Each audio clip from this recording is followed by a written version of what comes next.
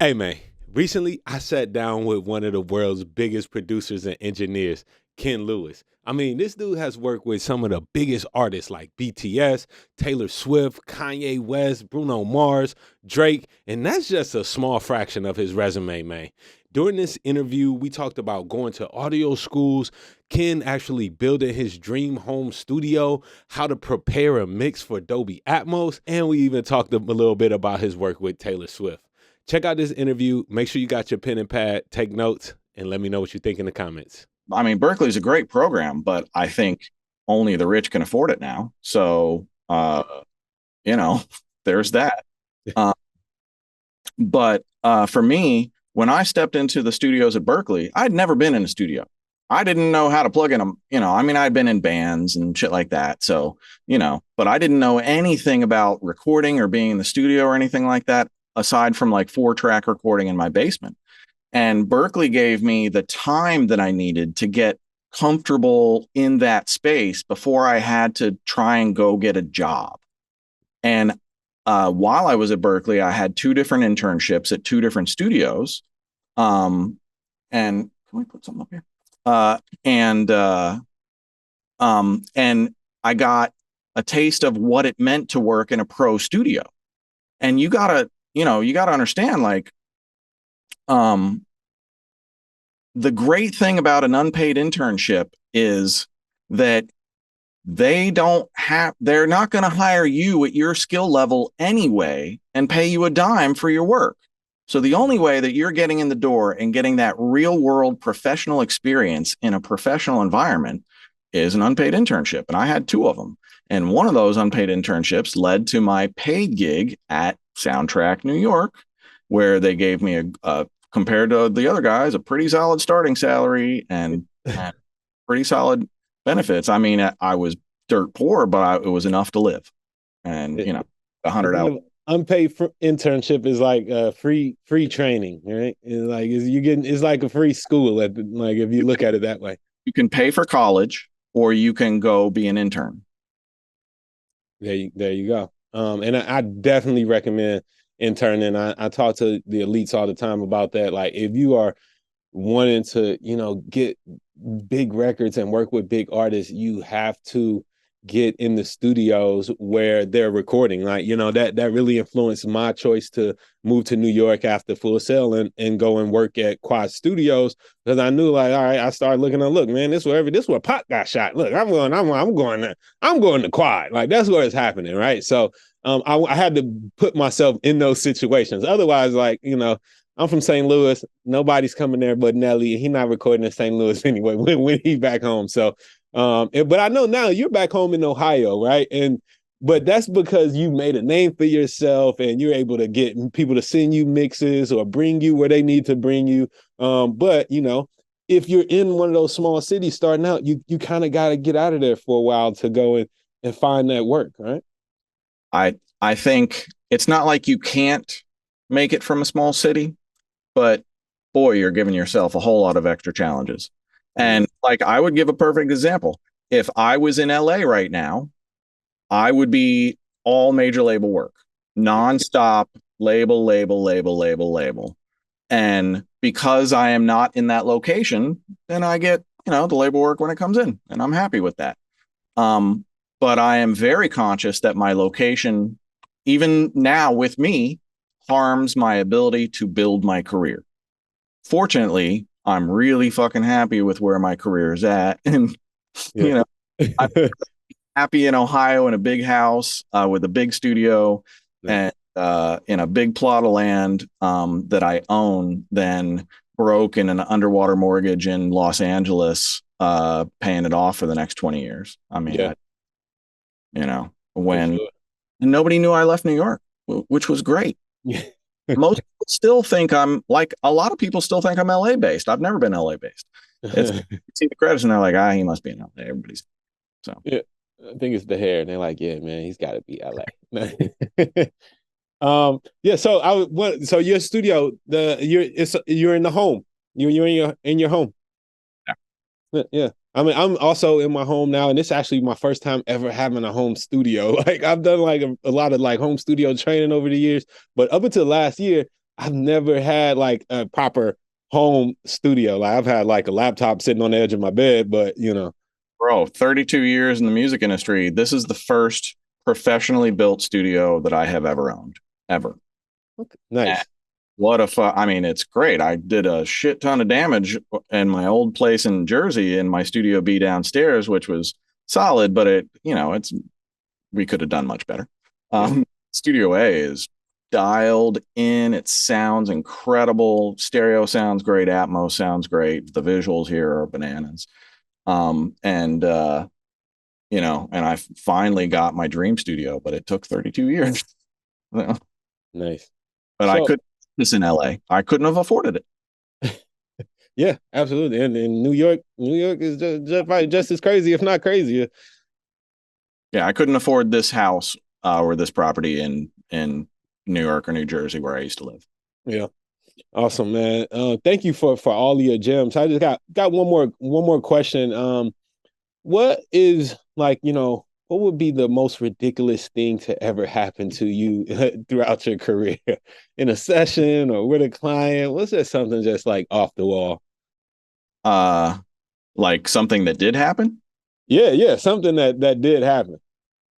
Well, I mean, there was the DMX handstand on the console story. Oh, That please do tell. yeah, I need the full visuals. I don't know if I can drop that one. Let me. RIP to X, man. Well, same session. Which was the Locks and Foxy Brown, produced by Kid Capri. Uh, and only two of the Locks were there. Foxy wasn't there, but the Locks and DMX were all like good friends. And we were at Hip Factory Studio D, which is kind of a long, narrow control room with a big, giant Neve. Um, and uh, and X walks in during the session, and I'm sitting at the console, and X is sitting back at the on the couch with a bunch of his boys, and we're listening back to playback. And I got Chic Luche right here and Styles P right here, and all of a sudden my chair starts sliding back, and I'm like, and then my chair spins, and I'm facing DMX, who's up here. Oh, DMX is standing above me. He had pulled my chair back. He spun me around. He's standing over me. And then he proceeds to start unbuttoning my dress shirt and start searching me for a wire, front of chest and back of back. uh-huh. He was talking to me the entire time, but I couldn't understand a single thing that he was saying other than FBI. And I did catch those two words. And I guess when he was content that I was not an informant, he let me go and I could button my shirt back up. But the whole room was just like staring there, like nobody knew what the fuck to do. And they were just hoping X didn't get out of hand. I was like, Man, that's crazy. That reminds me of my the third craziest thing that I saw that night. the third craziest. Third craziest, yes. Look, man, that's crazy enough. That reminds me of like I got to tell this story. I'm in the studio. It's a Jim Jones session. There's a producer there, Chink Santana. My man Chink, I love you, Chink. Man, this dude, like, everybody's getting sauced up, having a good time. Like the artists, the producers. I'm there, like Chink is like, I'm at the console, and he's like breathing over me right here. Like, yo, turn it up, like turn it up, like telling me what to do, every little thing on the mix. I'm like, bro, like, just give me a second, relax. And then so he thought I was like getting a little aggressive with him. I probably was. He was frustrated, probably about 5 a.m. I'm 6'2". Chink is probably like 5'5", but he's a rambunctious little guy. But so he like gets like super angry and like we're about to fight. So like we're like holding each other. I'm like, we're on the SSL 900. It's the AWS 900. We're like on it, like tussling in the studio. They break us up for a minute. Everybody's like super laughing and stuff. Jim is on the back of the couch just dying laughing. I'm like, dude, this is not funny, bro. Like, and then I just sit back down, continue working. Like 2 minutes later, my man Tink come in. All he had on was his underwear. He had his shirt off, pants off, and he like, come on, let's do it, let's do it. Like this is how we get down. Where I'm from, like trying to fight me in his underwear. I'm like, bro, like I had to like wrap him up and hold him. Like, I'm like, dude, you gotta relax. Come So on, guy. Relax. Crazy story. Yes. I've been Let's just keep threatened our by clothes on. I got Diddy's threatened me. Grand Pooba's threatened me. It's what a great industry we live in. So Hey man, it's a beautiful time, man. So one question before we move on to the Dolby Atmos demonstration that you got, because this kind of just got me thinking. Sometimes, like artists, especially like these gangster rappers and stuff, man, it could be hard to kind of hold your own in these sessions, right? It can get a little bit aggressive, like in those situations. Like, do you have any advice for like dealing with that? How do you maintain your own peace and space as a man while also trying to keep everything cool and keep this gig going because you want to still be there. I don't do those sessions. Straight up. Gotcha. Don't do them. I used to, it was a little bit more civil back in the day. It was still roughneck gangster shit, New York street kids, but Yeah. there was some decorum in the studio. But then once you start making a name for yourself in the industry, they hire you because of who you are. Right. So if I'm sitting here in the chair and a whole bunch of people are fucking partying their asses off behind me and they want me to mix their record, then, I just let them know, like, if you want me to mix this, you need to clear out. And otherwise I can leave for a while and you guys can hang. And when it's, Yeah. but days are long gone, thankfully. But like my engineer on staff here, Jonathan Garcia, he did a lot of sessions in New York that were the straight up, gang sessions and shit like that. And, Yes. he's been through all of that. Yeah. Is it? It's not fun. I would not recommend putting yourself in those positions. It's not worth it. Yeah, man. I've been in some precarious situations. Like, look, I've been in New York, like a lot of gang activity, and yeah, it's not always a welcoming environment, even for the engineer. No, no. I've Yeah. known guys that have gotten pistol whipped and beaten, and it's just not worth. Yeah. Yeah, man. So yeah, walk that line, y'all. And if it's unsafe, get out of there. Get out if you Yeah, can.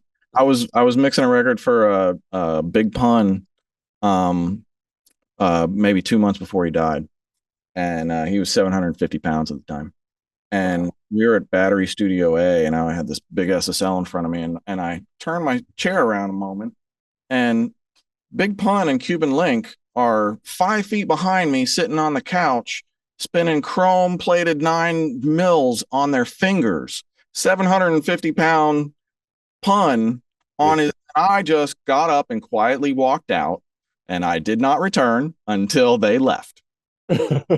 Instructed the front desk that if they buzz them back up into the building to please let me know the moment that they were buzzed in so that I could vacate the studio before they got back in the control room. Hmm. And guns are not in the same room together. Yeah. He's like me and guns. No, I'm leaving. Unless you're in my house, and then yes. All right. Thank you for sharing those stories, Ken. It was dope to get an inside look at that. And now we're going to jump into an immersive mix. So as Ken is going through this, he's going to be breaking down some stuff in the Dolby Atmos session. There will be a binaural playback. So everybody that's watching this, you can put on your headphones and you will be able to experience the immersive mix that Ken is going to be demonstrating for us. So Ken, whenever you're ready to jump in, you can take it away. And after this, we're gonna have the Wavy Seals Elite Q&A. Awesome. So I don't think I can I talk to him? You can talk to him. Okay. Okay. All right. Give me a sec to set this up.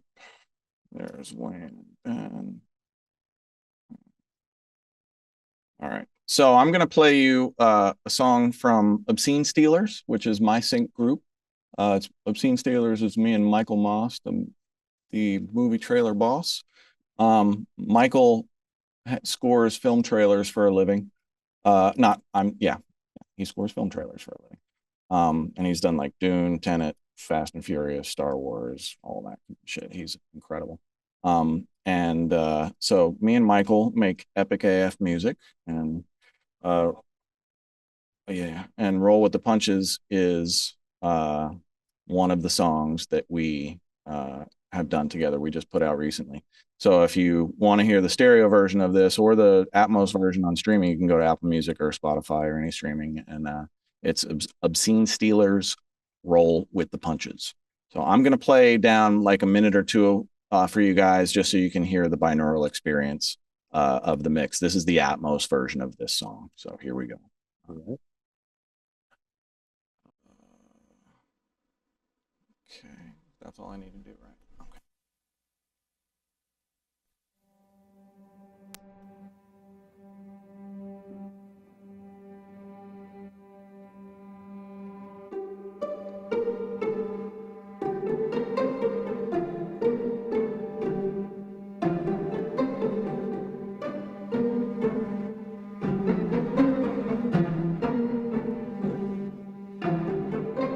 Run for your life. It's hard when you live in a line and catches up with you. Tell me what dying is like. A coward dies a million times. Time is winding down. I don't idolize anybody's life. I might have inspired the fighter inside of my mind, body, soul. Now I gotta know I must be butter, cause I'm on the roll. Roll with the punches. I take a whole bunch of substances, something is wrong. I take them all and they gone and it's gone down like it fell on the floor. All of y'all couldn't function. None of y'all really hustle. Shut up. How do y'all make y'all money? Shit, I just roll with the punches. Shut up, another, sir, I have another. Run up on a motherfucker looking for a come up. Commemorate inevitability, get him an enemy. I bet he could take him like a shot of adrenaline. I got the etiquette better than anybody you ever met back. Cause that's how it really goes, but nobody really knows. All I know is I'm always on the go, and they need me like a code in the cold. She made me do it like Adam and Eve. I'm going through it like arms in the sleeve. If you're talking to me, then you must be elite. Cause nobody come through the gates that I keep, and I mean it. My reach is increasing by feet every second. It's scary, my style's in every direction. I carry the message, I'm bigger than Texas. So roll with the punches and carry protection. Roll with the punches. I take a whole bunch of substances, something is wrong. I take them all and they gone and it's gone down like it fell on the floor. All of y'all couldn't function, none of y'all really hustle. Shut up. How do y'all make y'all money? Shit, I just roll with the punches. What a time to be alive. Run for your life. I wonder why you still around. You better run for your. What a time to be alive. Run for your life. I wonder why you still around. You better run for your life. Like I'm coming for blood, throwing dirt on your name like it came out the mud. It's over for you and whoever you love, cause murder my motive and one ain't enough. It's up when I see you, you're everything we knew you'd be. Give me your chain like I'm setting you free. Get the fuck out my face before I walk out this place after doing whatever it takes. Take it how you want it. I'm just chilling at the moment, you can run, but you can't hide. I knew it when I saw it. I'm just aiming at the target, about to hit another bullseye. Take it how you want it. I knew it when I saw it. About to hit another bullseye. All right, so that is Obscene Steelers Roll with the Punches. Now I'm listening to a full 914 setup. Sorry if my voice is a little bit weird right now, but I'm listening to a full 914 setup. 4 speakers in the cloud, 9 speakers around me, 1 LFE sub. I've also got dedicated subs under my LR that just work in tandem with the LR. But I also have regular headphones and binaural headphones, and we have the ability to listen in spatial audio as well as Dolby Atmos, which are 2 different same format. Atmos or spatial audio is a add-on to what Atmos does, and they basically add a little bit of reverb type of shit to the signal, and it sounds absolutely awful. But you know, it's what it is. Let me. I don't know how well you can hear shit flying around in the headphones, but I think I've got. Let me show you guys the renderer. There's some circular panning going on in the intro.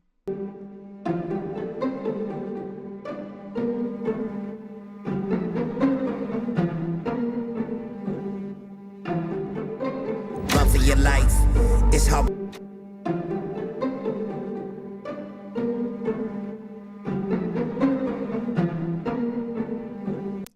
So that buzzy thing, that sound is the thing that should be circling your head if you're hearing in binaural.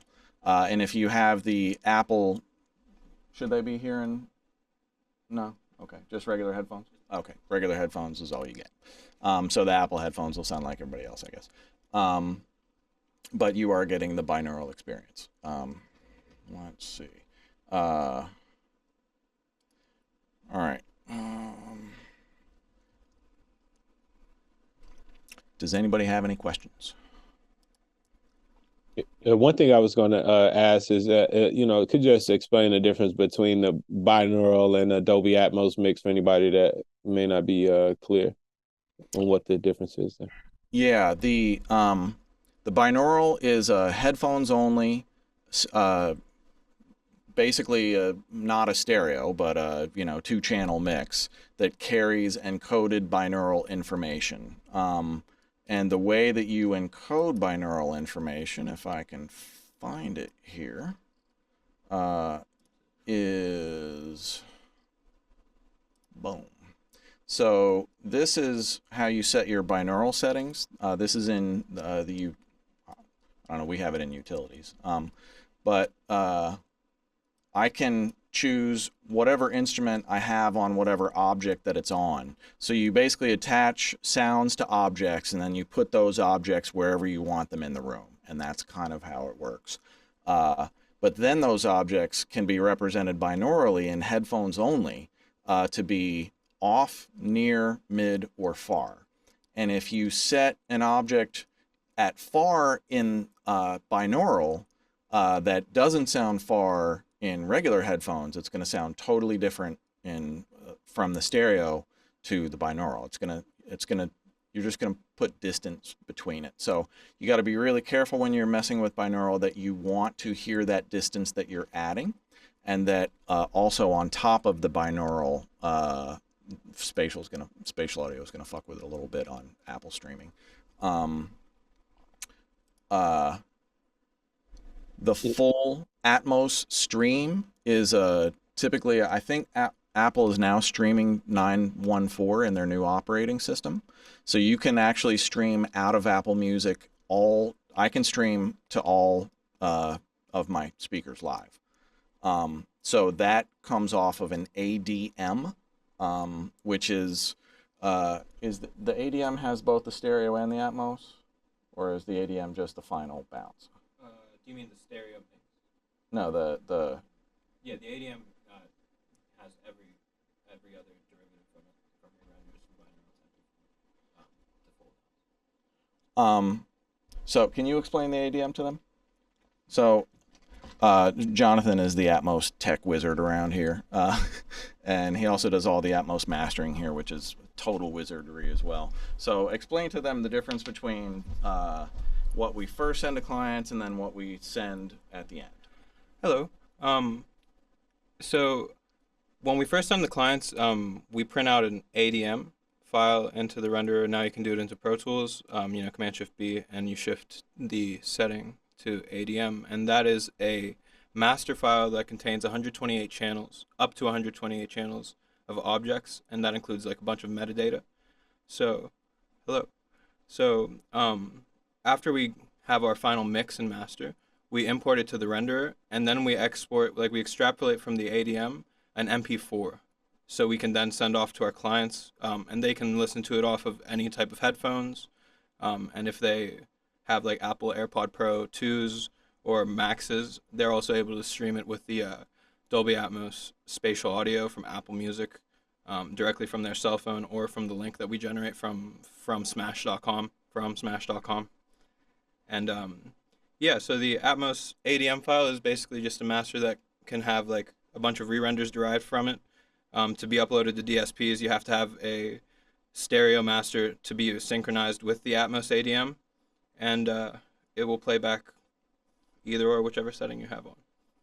Okay. Yeah, and I've heard some people refer to that as like an Atom B-Wave file. Let's call it that, like the ADM, but it's like ADM. It's like a basically the Dolby Atmos wave file, right? Instead of it just being stereo, it has all the objects and the encoding information in that file. Right. And it's usually fairly large. It's like a 2 or 3 gig file typically. Yeah, it's big. Yeah. So it takes a lot of data. But I think that's the file that Apple streams. Yes. So any other services that are streaming Atmos are only streaming Binaural. or I'm not even sure what the fuck they're streaming, but it's not full Atmos. Yeah, I think they're doing binaural mixes other than Apple. They're the only ones that are doing that right now. Um, So, I had yeah. a question, Ken. When you're doing your mix, how do you like actively maintain like the balance between what's happening in your binaural mix and your in your actual Dolby mix that you're hearing in the room? Like how often are you like going between listening in the headphones and setting stuff to near, far, or mid? How often are you doing that versus just like doing your whole mix in your speaker setup and then like going and doing the binaural at the end? Like what's the trade-off? So with Atmos, you have to really get the headphones and the speakers translating together, which can often be a real trick. So, but it's most important that it sound great in the headphones, but it still needs to transfer to speakers.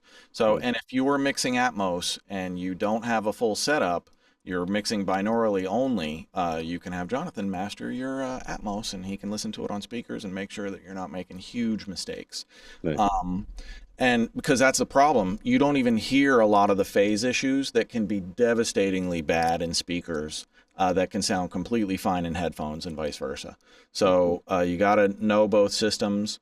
I lean on the speakers first, and I try and get the energy and the sound up in the room, feeling right in the speakers, and then I start moving my focus to the headphones and trying to move that energy to the headphones.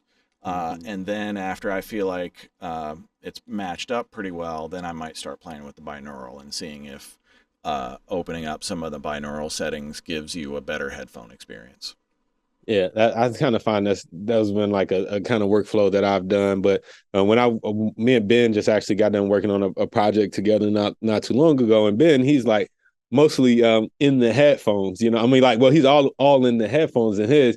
And then I would listen to his binaural mixes. I'm like, damn, bro, like it sounds so much better. But then, like, for me, like in the room, it sounds good. But like, I like how you made a good point that mixing, like, it's important for the headphones because that's where most people are going to experience it, right? Right now, yes. Yeah. But in the future, I think car stereo is where Atmos is probably car stereo and like home stereo systems, like TV systems, are probably where Atmos is going to have the most impact, I think. And cars are starting, I think, is Chrysler, Ford, GM starting to adopt? Hyundai just said that it's going to be on every CarPlay that they put in. Nice. So it's Atmos, the car listening experience in speakers is coming pretty fast. And Okay. it's taken a long for us that have been doing it for a while. It feels like it's agonizingly slow, but better late than never. And so you really need to make sure that it sounds great on all formats. The problem with the binaural is that you can change the binaural to whatever you want. It doesn't change what's coming out of the speakers at all. Right. So if you're trying to match your headphone mix to the speaker mix, you can't really match the binaural settings to the speaker. So you got to match I set everything to near, all the binaural settings to near, and then I match headphones and speakers, and then I make binaural decisions if I want to put anything to mid or far. Got you. You start off with everything being near, and then based on you listening to what you're hearing in the room and what changes you need to make, then you start moving things a little bit. Right. Okay. A couple Atmos gems that people that want to get into the format need to know. It's pretty much a 48K format only. Yes, you can do 96. Nobody does it. So your stems have to be in 48K, and when the Atmos mix follows the stereo mix. So you finish the stereo mix, then you print stems through the mix bus with all of your plugins on. Please make sure you turn off all of that waves analog noise shit, and print your stems through the mix bus so that there's something about keeping all the plugins on that helps you match the energy when you move that song to Atmos. If you try and do a from scratch mix in Atmos and try and match your from scratch Atmos mix to your from scratch stereo mix, man, you're going to give yourself a really, really hard day. Mhm. So you print all your stems through the mix bus, and then that energy transfers much better around into your room. And the last Atmos tidbit is basically these are groups of stereo speakers. You don't have to use them as stereo speakers, but like my front LR, I look at kind of that area, and then I look at my side LR as an area, and then I look at my back LR as an area, and I usually focus things in those general areas. And sometimes we pull things in off of the walls a little bit, but there's a lot of heavies that just keep everything pinned to the wall and pinned directly to speaker positions. One of the most amazing things about Atmos right now is how completely differently tons of top level people are doing it. I Yeah. mean, it's astounding. And so, you know, we're really at the wild, wild west of Atmos still. And I don't know where it's going as a format, but I mean, Immersive is definitely here to stay. And Apple is building entire product lines around Atmos. So, you know, it ain't going away. Yeah, I definitely say it's here. I don't think there's much work for people in Atmos, I will be very honest. Hmm. There's just, you know, uh, checks are scarce, and I think people are starting to get a little bit disillusioned with the format because so much of what gets put out in Atmos is just sounds like crap. Yeah. Um, but there's a ton of guys that are really throwing down some incredible mixes out there. You just got to find them.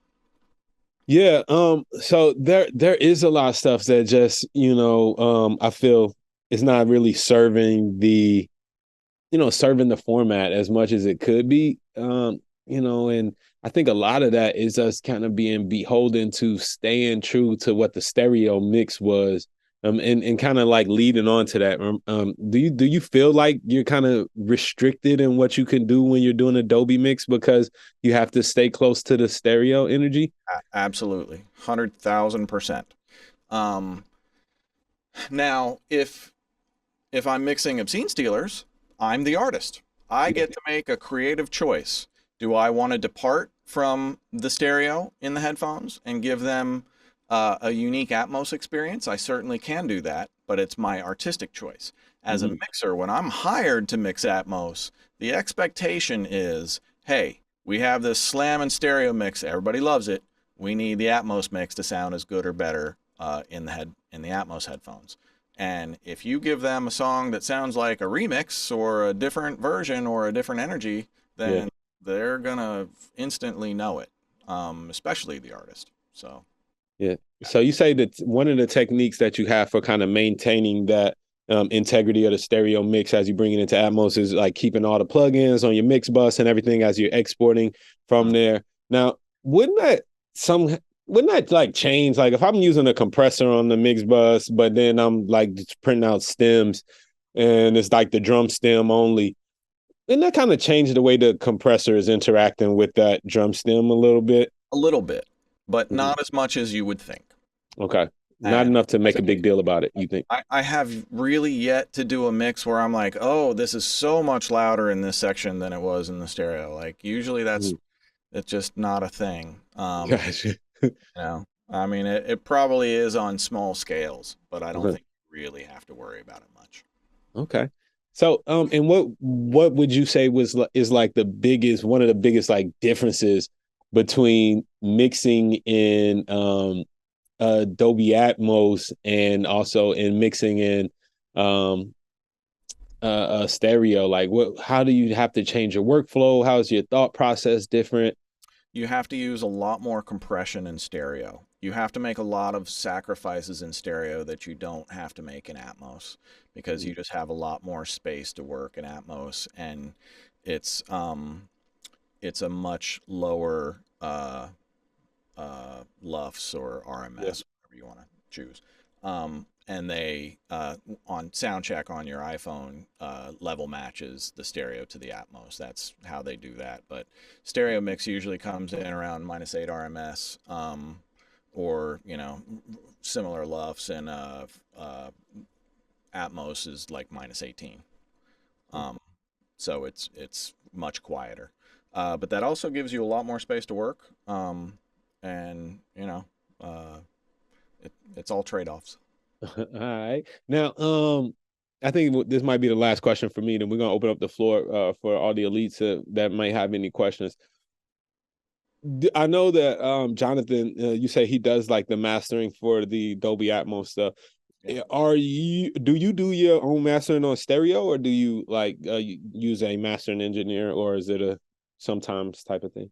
I'm getting more and more into mastering. I've kind of done a bit of it over the years. The first person that really started having me master their stuff was Grizzly Adams, who I've been producing for over a decade. And Scrizzly started making records on his own, and he started having me master them. And I was like, huh, I'm actually really good at this. So, I mean, whenever I mix, I deliver my mix as mastered as I can get it Yeah. to an extent. You don't want to ever paint yourself into such a corner that they're like, well, can you turn up the kick and the bass? And I'm like, absolutely fucking not. So, um, but by the time my mixes are finished and sent to the clients, they're pretty much mastered volume and as close to a mastered experience as I can get them, because um, when they listen on the other end, they don't understand that, oh, there's going to be a great mastering engineer who's going to touch this, who's going to make it X amount better and stuff. I got to be that guy. So I just realized that the closer to the absolute release finish line that you can get as a mixer, the easier it is to get mixes approved. And then once the mix is approved, I deliver compressed and uncompressed mixes. Same exact mix, but I remove the last stage limiters off of my mix. Anything that's for volume push only and Mhm. not for character gets either dialed way back or removed for a second set of passes and then both passes get sent to mastering if it gets mastered, and the mastering engineer hears what the client approved and has an uncompressed mix so that they're not handcuffed when they need to do their work. And they have a bar set. They either need to match or beat my mix, and ready to go. So that's the format that's always worked for me really, really well. Nice. I lied. I got one more question. So, you recently got nominated for like your umpteenth thousand Grammy nomination. Congratulations. And this one was for, I think it's an album of the year for Taylor Swift. Album of the year, Taylor Swift. Yeah, I think that's like probably in the bag already, but I, I've said that before. So this is my 8th official nomination by name and my 59th participating nomination. What's that? What's the differences there? What that mean? So by name means that if you go to Grammy.com and you search Grammy nominees, Ken Lewis, you will see 8 nominations next to my name. Uh-huh. If you are a participating nominee, you will see 0. Um, Mm. so the participating nominees are people who worked on the record but are not named, um, in the nomination. Okay. So the guitar player, the engineer, the producer, on most records, the only nominations that engineers and producers and songwriters get included on are album of the year and record of the year. And Right. I've been on 10 album of the year and record of the years, but with only 8 official nominations because the Grammys suck. But we won't get into that. Okay.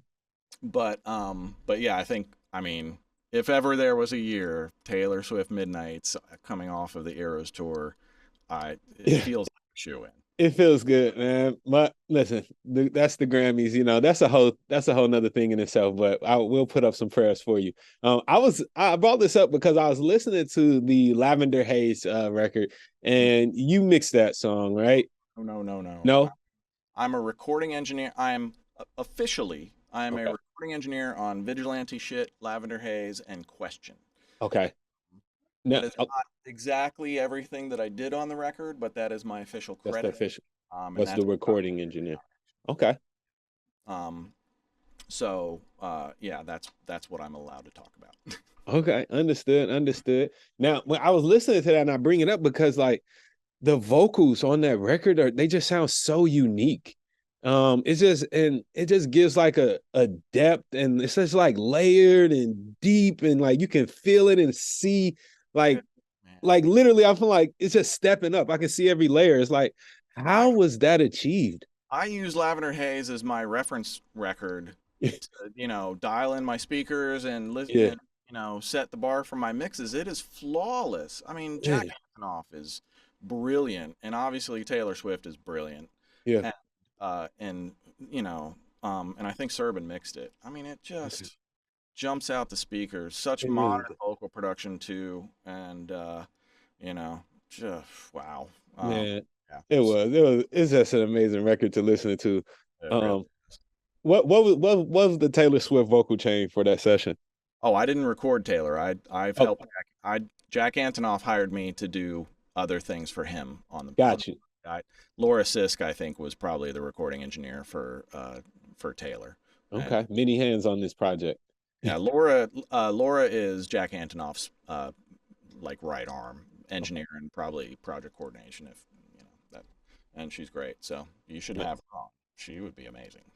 Oh, let's set that up.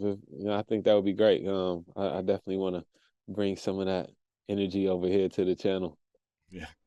All right, cool. Let's open up to the elites, man. So any of the Wavy Seals elite that have a question, if you would just hit the hand raise button and I'll jump to you. We got Big Ben, the prodigy. Ben, let's bring you on in with your question. What up, Ken? How are you? Good. So I was curious in the Dolby Atmos mixes, like, what's some of the biggest challenges that you're currently facing, and like, what are you doing to overcome those things? Like, is it just making room for things to coexist while not jeopardizing the stereo mix like sound, or is it something like the mastering part that Jonathan does? Is it a combination? Like, what? How are you going about some of the challenges you're facing? It's really the biggest challenge is being handcuffed to the energy of the stereo and having to get the speakers and the headphones to translate correctly.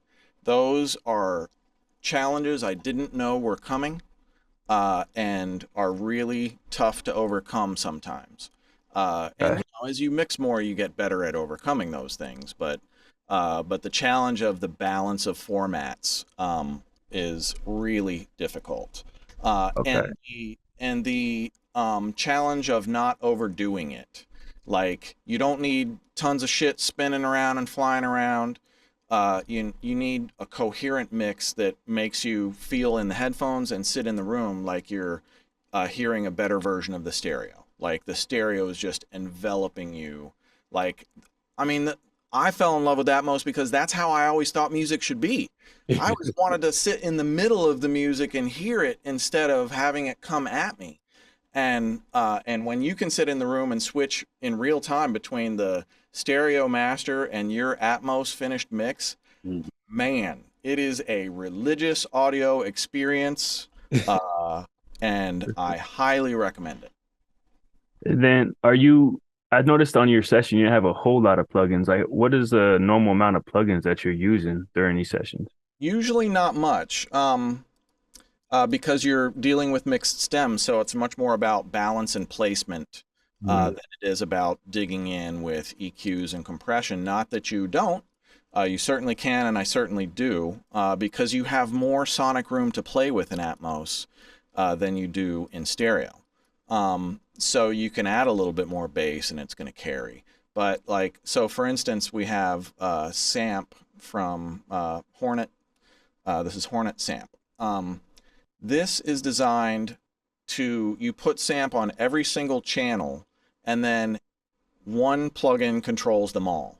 So it's like, it's basically the same thing as having, something only across the mix bus, but your mix bus is like 12 channels or some shit. So Samp basically allows every single thing to be controlled similarly. So if I add an EQ here, and then this how the mastering is done. So yeah, so see, like this one is here, but if I go to this one, oh, isn't that supposed to carry? Do you group those then to do that, or they just all go? They're supposed to be grouped. I'm not I sure guess why this, it's Okay, not, but typically when it's working correctly, that's what happens. okay. So nice. any one of these that would open, you would see all of the same settings across the whole thing. So you work on one and everything changes, and you can work like a mastering engineer that way. Absolutely. Ozone 10 Max is on every channel, almost never used. It's just clean and throughout. And if I want a little bit of limiting or clipping or extra energy on it, then a little bit of Ozone 10 Max seems to give me usually what I need. And then after that, it's you can go to whatever your regular plugins.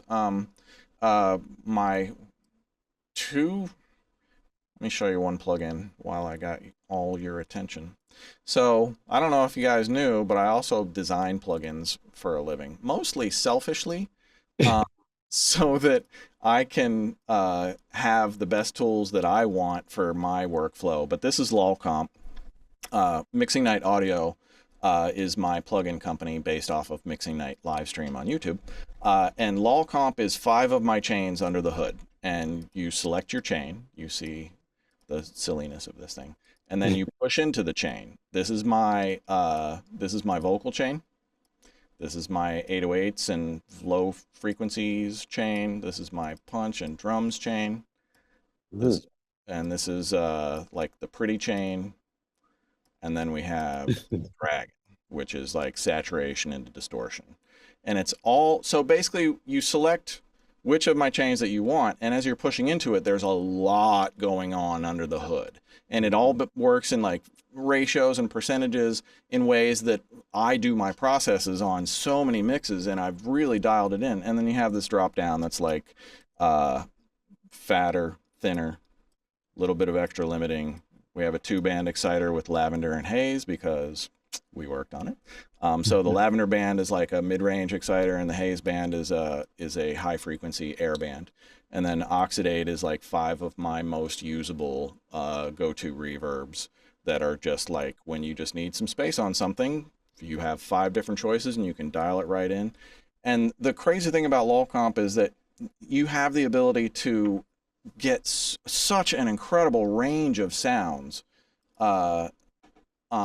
without having to go to any other plugins. So when I used to go, I'd have to go here and I'd dial this in, then I'd have to close that, and then I'd open Spectre and I'd dial that, and then I'd open, something else, and I'd clicking around, and your brain isn't supposed to work that way. So I put all of the functionality into one plugin, and I took all of the numbers off of it so that you're not thinking about all of that shit, and that's LolComp. So there's a 14-day free trial for anybody who wants to check it out. And on the Black Friday sale, we're going to do 50% off.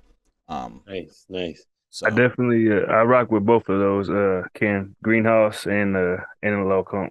yeah, our other one is Greenhouse. Greenhouse is great for Atmos. And what I do a lot with it is, so I have 4 instances of Greenhouse set up in 4 locations around my Atmos bed, and they have different delays. So they're basically, I have them fully wet. Let me see if I have my Atmos.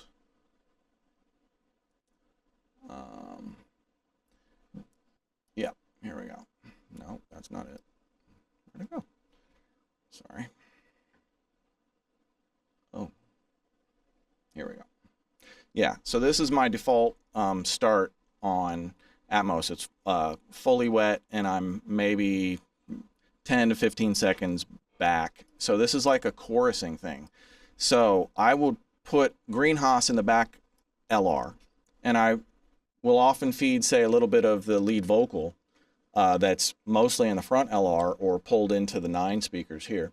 I'll feed a little bit of that vocal into Greenhouse and put it into the back of the room. And in headphones, it just sounds like things got just a little bit bigger. And in the room comes to life. It's fucking amazing. Like, I gotta say, for Atmos, the headphone experience, when it's really great, is maybe 20% better than regular headphones, but the speaker experience is like 150% better. So I think we're on the leading edge of something that's going to be really revolutionary long term, but it's going to take a while. Yep. Right up. Thank you for those questions, Ben. Bigger Ben. We got Lens. Lens has a question now. So Lens, if you would come on in. What's up, Lens? What's your question? What's up, guys? Can you hear me? Yep. Yes, sir. All right, Ken. Thanks for tapping in with the Wavy Sales Elite. This is great information. What interface are you using for all those 9 speakers you got? And when you have reference on the headphones, what headphones are you using? We have a Avid Matrix Studio, and running 914, and we have the Dad Mom monitor operating module that does all of our digital switching, and we run Dante for our digital routing. And let's see. Oh, and headphones. So Odyssey LCD XCs, super expensive, but godlike. They just incredible. So those are my mains, but I also try and reference on the Apple AirPod Maxes for spatial, and the Apple AirPod 2 earbuds for spatial as well. So we'll feed it to a website called www.fromsmash.com. You upload your is it MP4? If you upload your MP4, then it will send you a link back to play back in Atmos. It'll to play back in spatial audio. So so previously that was the only way that we could actually hear what the spatial audio did. Now Audio Movers has just adopted binaural spatial audio transmission. So at least we'll be able to check out. Will we be able to check out spatial audio or not? Yeah. So we'll be able to check out spatial audio and headphones in real time for the first time now. Talk about slow to the punch on technology. Gee. I know, right? All right, thank you. Appreciate that. Thanks. Would you have to like export the MP4? You got to export the ADM file, translate it to an MP4, then send that to your phone or something, and listen, and then go back to the mix again. Yeah, we've been down that road a couple times, man. Not a creative workflow. No, easy to get out of it when you're doing that, man. Do we got any other questions from the elite? Fire away. Atmos or otherwise. I don't see. Maybe I don't know how to use the hand raise feature, so feel free to just jump in because I don't see nobody. Big G's. Hey, how y'all doing? Good. How are you? All right, good. All right, man. So I'm starting to work on my vocal chain, and I got my first preamp. Nice. It's Avalon, the 737. So I just wanted to see what suggestions y'all would give me, for my next piece. Well, that's a pretty solid piece right there. I have an original run, the very first line that they ever made of the 737. I still have mine. I think they've dumbed them down a little bit over the years with components, but still, it's a solid vocal chain. What microphone do you have? I got a U87. Solid. I think you're doing fine there. Converters? I don't have.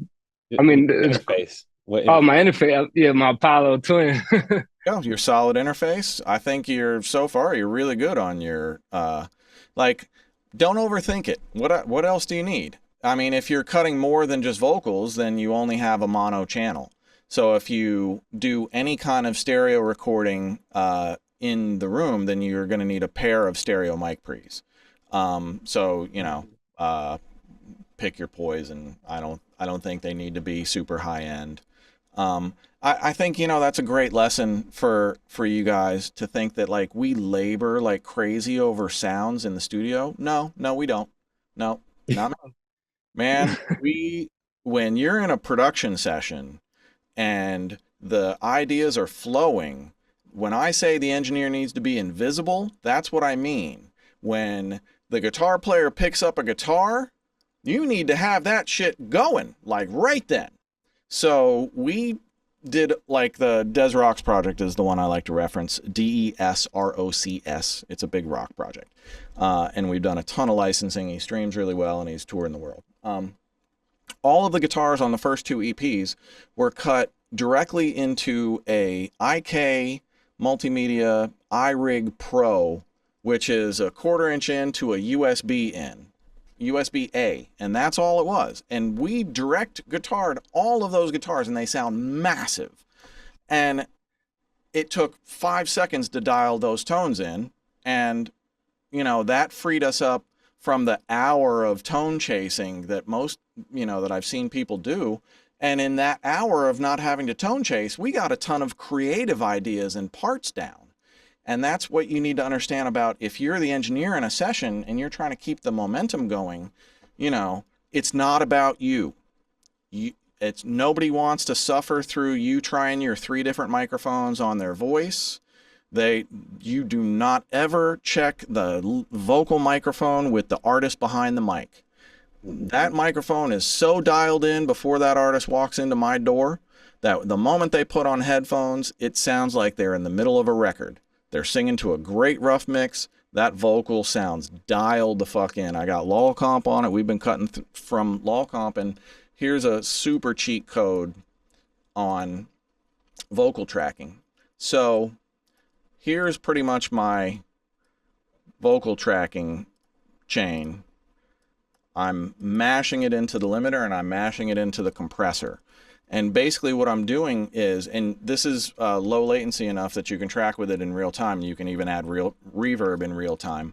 And the way I have the vocal mic set up is that you can go from a whisper to a scream, and it's always the same level. This is only for monitoring. I don't record through this. This is only to listen through for the artist in headphones. And so this eliminates the dynamic range and makes whispers and screams about the same.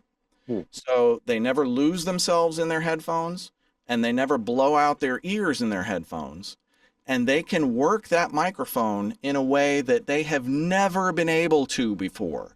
They can get whisper quiet, and it sounds big and clear in their headphones. So all of a sudden you can transform an artist's ability to perform just by giving them the freedom to have any dynamic range that they want and know that you're capturing it correctly.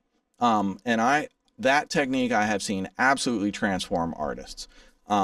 So again, check out the trial. It's free. Nice. But that's always been, I used to do that same technique with multiple plugins before, and I'd have to stack different plugins and get compression and limiting right, and and it was a big pain in the ass. And now I just do it and set it to my vocal setting, and I'm ready. But yeah, never check the mic with the artist behind it. It's super dialed in before they ever get.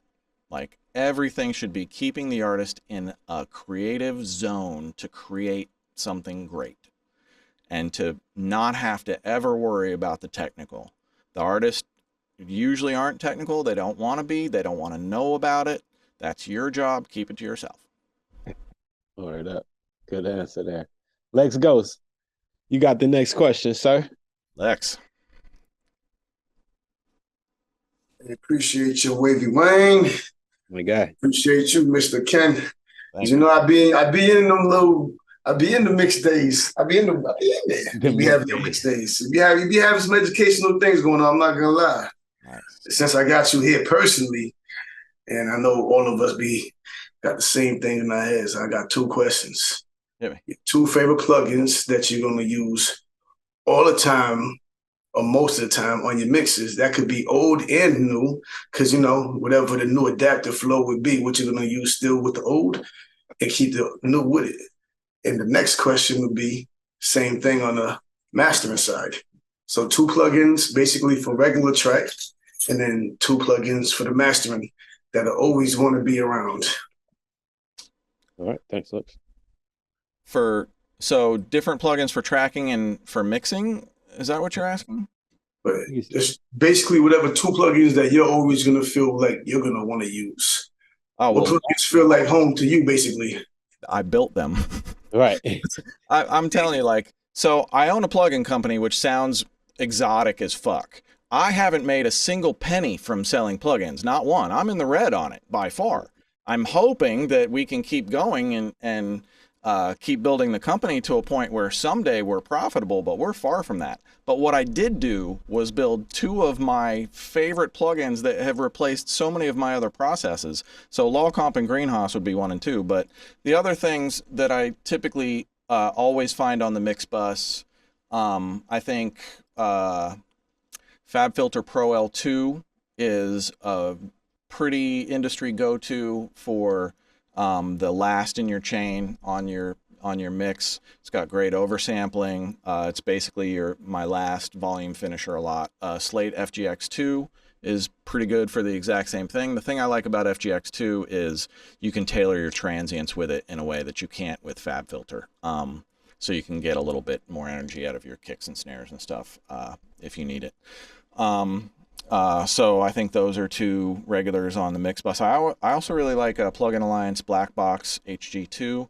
It's a great saturation plugin. It usually goes first on my mix bus. For just regular EQs, I have, I don't know if you can see from the behind camera, but I have SSL controllers in front of me. And typically when I start a mix, I'll put the SSL channel strip 2 across every single channel. And it's low DSP, it's not really taking up much processing. And they're inactive until I need them. But the moment I need them, I can pop up the SSL plugin on my controller in front of me, which feels exactly to me like mixing on an SSL console. All of the muscle memory of where the EQ settings comes right back. The gating and compression settings are the same way. The faders feel like SSL faders and mutes, and I typically, if I need any basic compression and EQ to start, then it's the SSL channel strip 2. Right. And which version of that? What's that? Of that, which version of the SSL are you using there? Is that the UAD? Is that the waves? Or it's SSL. It's okay, the SSL. Got you. Yep. Yeah, they have solid them. state logic channel strip 2. Got you. Cool. Let's keep going. Thanks, Lex. We got DJ Just 100 with another question. We're gonna get a couple more here. Yeah. So my question goes into when you talked about having everything dialed in for the artist as they walk into the booth. Particularly like if you haven't worked with artists before, how exactly would you recommend setting things like, preamp level, or if you are using compression 2-track, setting up the compressor so it's not, necessarily like destroying, the mix, because once again, like you don't know, what energy the artist is coming with or things like that. If they're coming to work with me, then I have a pretty good idea of what the song is and what their dynamic range for the day is going to be. And I put the mic in front of me and I put my headphones on and I sing and I scream and I whisper and I set my vocal chain by ear until it's dialed in perfectly. And then I balance it against the rough mix or the 2-track that they're going to be singing against. And I make sure that, I never lose myself into the 2-track, that I'm not blowing my ears out, that I sound nice and crispy and clean, add a little bit of reverb if they want some space, and, and that's it. But I do all of that myself, and now I've trained my guys with the same technique, so, they're getting good at being able to dial that shit in and have it ready, when artists get here. So, it's, there you go. And if you are tracking with compressors, do you have like a typical like range in like gain reduction that you're like, oh, I don't want to necessarily go past this, or is it just more so like, what's ideal for the song? I listen. I'm dialing in the compression before they get there, so I know what the maximum compression is going to be. They're not going to sing louder than what I'm going to test the mic on.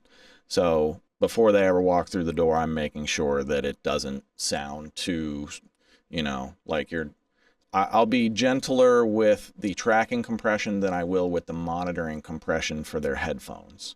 So I'm only doing some basic smoothing out while I'm tracking, I'm running them through a Varimu limiter it's a thermionic culture, the Phoenix, and it's a big tube Varimu compressor.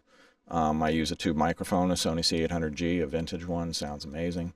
And then I go into start into a tube mic pre, Groove Tubes Viper. So my entire chain is tubes, and everybody's like, oh, can't do all two. Fuck, yeah, listen to my chain. My vocals sound incredible. So, don't believe the hype. If you get the right tubes, they sound truly amazing. Nice. Word up. Good questions, DJ Just 100. Let's go to Shantae with a question. Hey, good evening, everybody. How are you? Wavy Ken. My question is in regards to your vocal chain. How many plugins would you say is too many, or how many do you kind of use on the average? Because sometimes I think I get out of control with processing my vocals. So what should be my cutoff? I got this, Ken. Use the low comp. Use one plugin.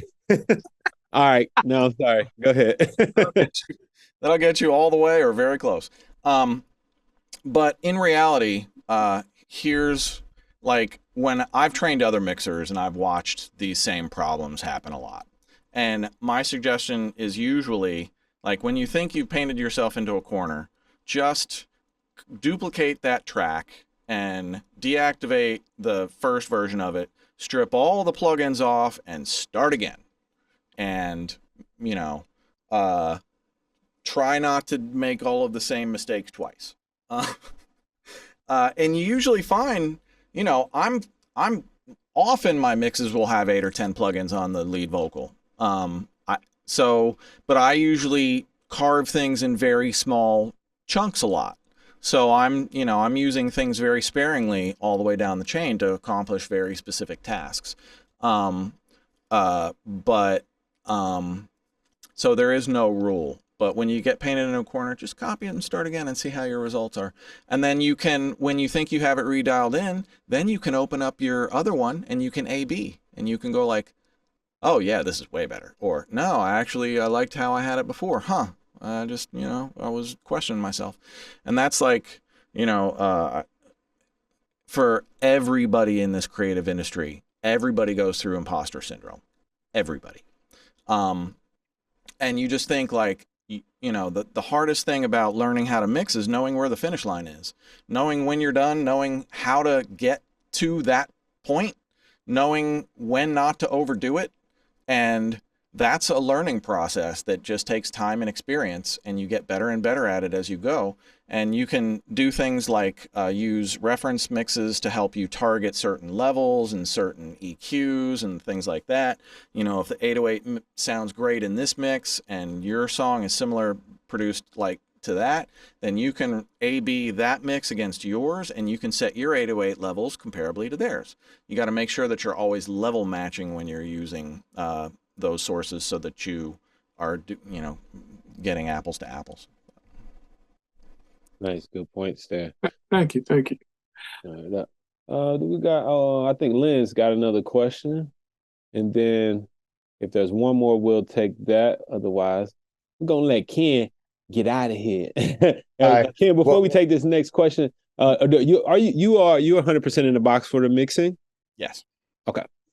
Yeah, I sold my console this year. Yeah. And it broke my heart, but the reality is I'm still very much a stereo mixer, but I'm also very much an Atmos mixer. And anytime you do a label gig, it's stem, stem, stem, stem, stem. And anytime you do an Atmos, it's stem, stem, stem, stem, stem. And it's much easier and cleaner and more efficient to stem digitally offline than it is in analog in real time. So, All right, got one last question. I know when you get multiple mixes in your email, how much time do you give yourself to, rest your ears before you start the next mix? Because most people don't realize you gotta let your ears rest. Or is that a process that you really don't mind because you've been doing it for so long? I control the volume level, so okay, my ears don't get fatigued over time. But I take regular short breaks, I probably mix it around 80 to 85 dB at most.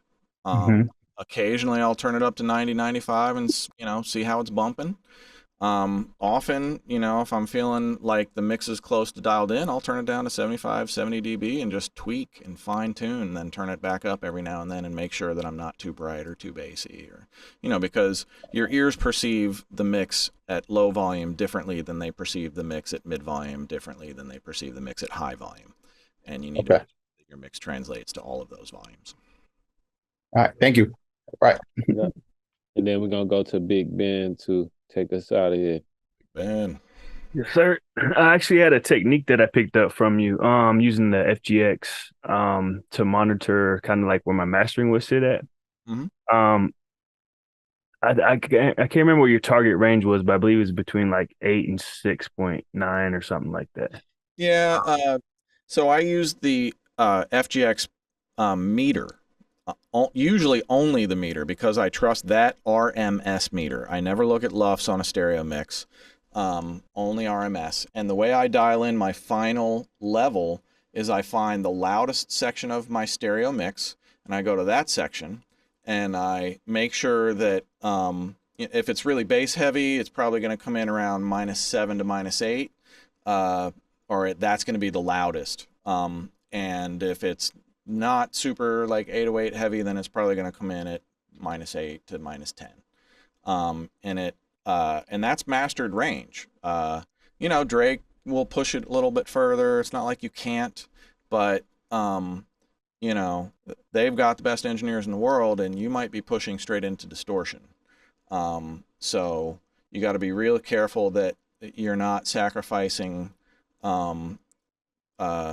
the listener experience to get the volume experience. Okay.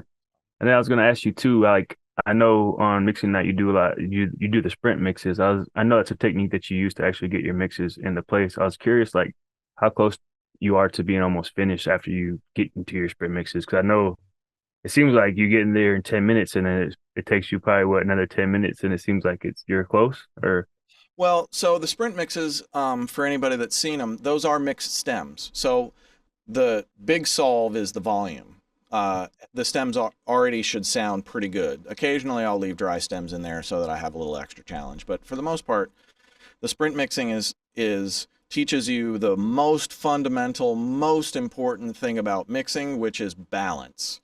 If you can't balance shit, you can't mix, period. And doing great balancing is going to save you so much EQ and compression that you're trying to use to compensate for the fact that you haven't balanced things correctly. So build your foundation with balances first. Sprint mixing teaches you to rely much less on the tech and much more on your ears and what is coming out of the speakers. It's not what I do for clients. It's more like athletic training for your ears. But an example of how that translates to my work in the real world, I just use this because I had somebody sitting in with me, so I have an exact time reference. I mixed a BTS song called Hey Mama, 179 tracks, in 7 hours.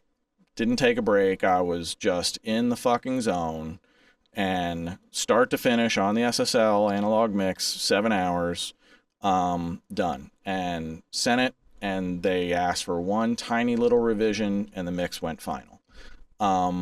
And a lot of that is because of sprint mixing, because I pull everything together and balance it as fast as I can so that I can actually hear how everything is interacting, because we are mixing, we are not soloing. If you solo an instrument, it sounds completely different than when you put it back into the full mix, because all of those other frequencies mask the frequencies that are on that clean, amazing sounding thing. So that's why you should rarely EQ in solo, and you should EQ your thing in the mix so that you can hear how it's reacting to everything else. So yeah, there you go. oh, thank you so much. Absolutely.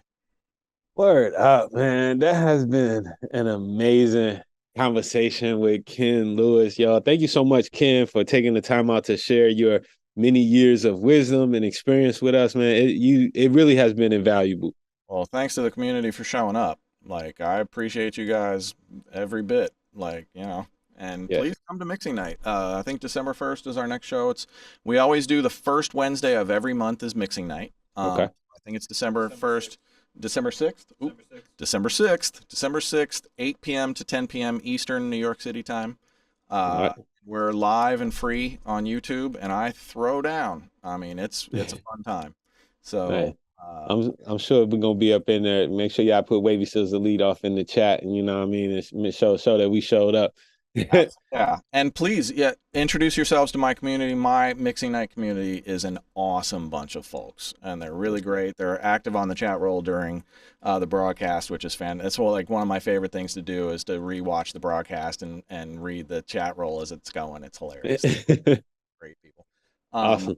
But yeah, so check out the next show and check out LOL Comp. For Black Friday, we're doing 50% off. So get the trial now, and then next week, grab it. All right, next week, make sure y'all get that free trial. Then Black Friday, get the LOL Comp and what the greenhouse. That's gonna be 50% off too. I think so, yeah. But all that's right, maybe. But at least get the LOL Comp. Both of them are amazing. You need that LOL Comp during tracking for sure. So definitely make sure y'all get that. And make sure follow Ken Lewis on Instagram, and he posts some good stuff on there and sharing stuff with the community too. So follow him on IG, and again on YouTube, Mixing Night with Ken Lewis. Yo, thanks again. This has been a legendary conversation. I appreciate you so much.